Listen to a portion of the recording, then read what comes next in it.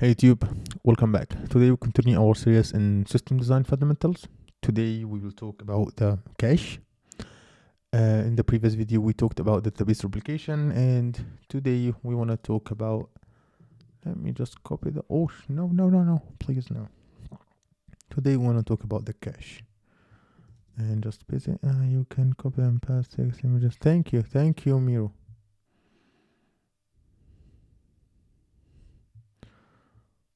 Oh, okay, that's good. Let me copy this one.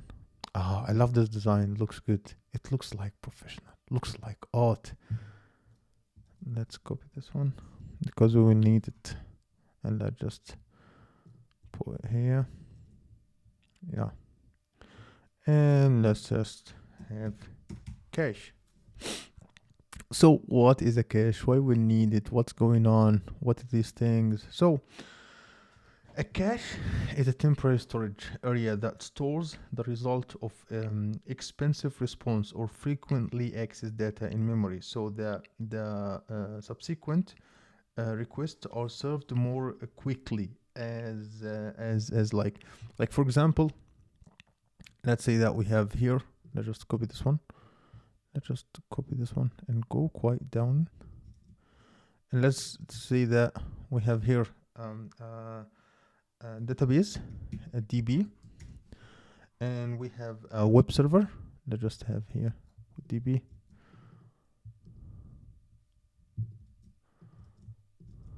Okay.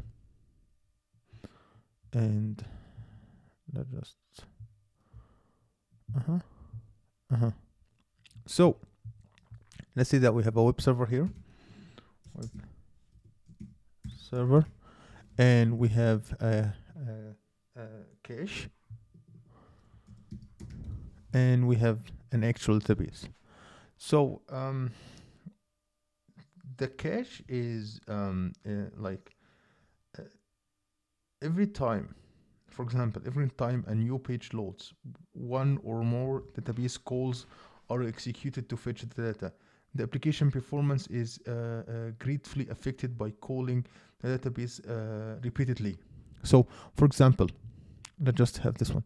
When we wanna just fetch some HTML pages, so we call the database. Okay, for each loading we call the database. For each loading we call the database. And this one database, it's not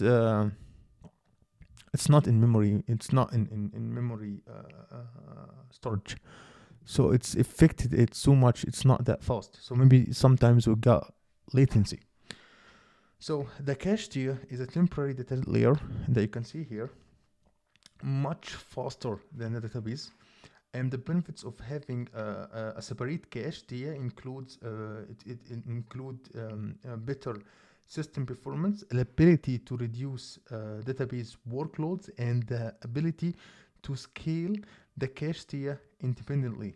So when the cache actually stores to its purpose is to store. Wait a minute, let me get this one. Its purpose is to store the frequently accessed data. Okay. Yeah. Okay. It's in memory cache, and it's in memory storage, and it stores the frequently accessed data. So basically, when the web server tries to access data again, it doesn't access it directly from the DB, and access this one from the cache.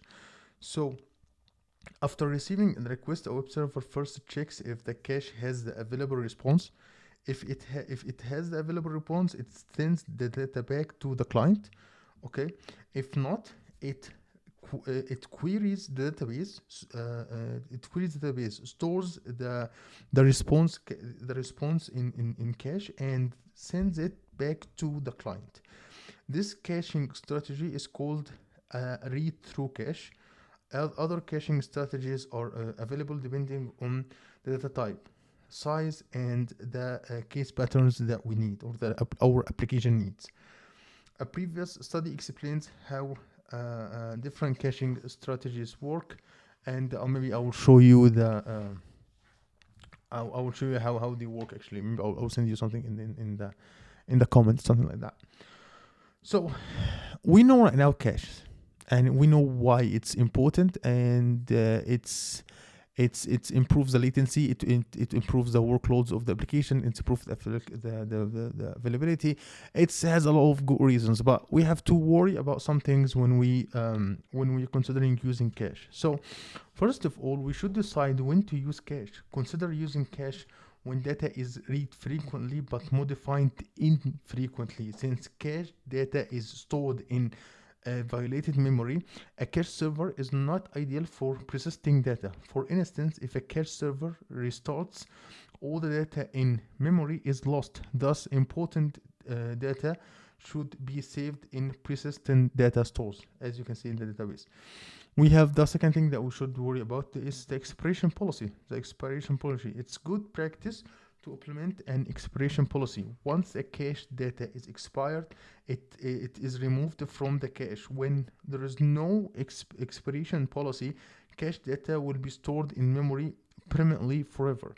It is advisable not to make the the expiration date too short, as this will cause the system to reload data from the database too frequently. Meanwhile, it is advisable also not to make expiration date too long, as the data can become stale or not true. We have the third thing is consistency. This involves keeping data stored at cache in sync, in synchronous. In Inconsistency can happen because data modifying operations on the data store and cache are not in the single transaction. So when we edit something in the data, maybe it's not affected in the database. So when we're scaling across multiple regions, maintaining consistency between the data stores and the cache is challenging. For and for further details, I will create a video specifically about that. I will talk about the scaling meme cache at Facebook. We have the mitigating failures. So a single point, a single cache server represent a potential single point of failure, and a single point of failure is a part of system. Right now we have one cache, so a single point of failure is a part of system that if it fails will stop the entire system from working. As a result, multiple cache servers across different data centers are recommended to avoid a single point of failure. Another recommendation approach is to over provision the required memory by a certain percentage. This provide a buffer as memory usage increases. The last thing is the exhibition policy. Once the cache is fully and it's full, any request to add to items to the cache might cause existing item to be removed. This is called cache eviction. Least recent used in memory popular cache eviction policy. So other eviction policies such as least frequently used or first out, like just there's a lot of policies. We can talk about this ones also later, but this one is beyond our video. So how we know right now how the cache work, but how where do we put it to? Oh no. Where do we put it in our system? So let's just have this one here. Let's just delete it. Let's just delete this one. No, delete it all, but keep the cache. Yeah, that's it. So let's say we have a cache here, okay. And what will happen is that let's just have the cache here. Yeah. So what will happen here? The cache in like when they try to let me just take this one quite down. They look like balls. Anyway, sorry for that. Sorry for this comment. So let's just have the cache here and just make it bold. No, make it full bold, not one bold, and give it like give it the same. and let's just give it a different color. I want to make it like that, and also I want to make the also like that. So this is the cache, and basically the server, instead of accessing the master directly or accessing the sleeves to read something, they will try to access the cache first. Let's just make this one color like that, and let's just create this one again.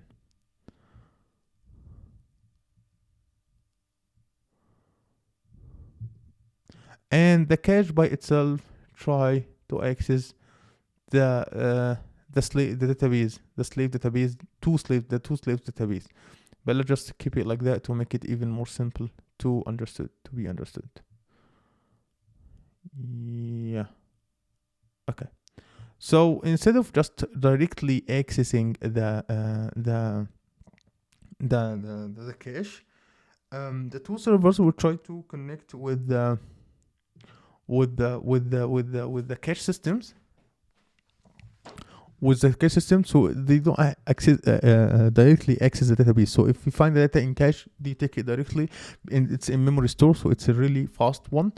Otherwise, they pull it from the database, and the results also saved in the cache. So yeah, that's it for today's video, and I hope my script was quite good. If you like my content, make sure to subscribe and hit the notification bell, so you will never miss a video. And yeah, let me just, I guess this one looks better, and let's just do this one again, because yeah, okay, I guess this one looks better. Yeah, it looks quite better, yeah, hopefully. Yeah, so if you think this design looks good, just feel free, give me a comment and tell me, yeah, well done, that's good, looking good. Okay, so that's it for this video, and see you in future problems.